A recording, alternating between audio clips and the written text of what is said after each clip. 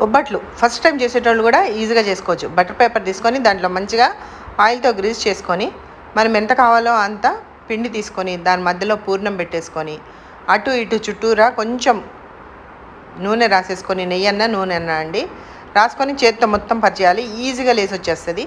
పెనం మీద నెయ్యి వేసుకోవాలి. నెయ్యి వేసుకున్నాక ఈ బొబ్బట్టు పెట్టేసేయండి. అటు ఇటు కాల్చండి. నెయ్యితో కాల్స్తే అద్దరహో, నూనెతో కాల్చుకొని పైన నెయ్యి వేసుకొని తింటే కూడా బాగుంటుంది.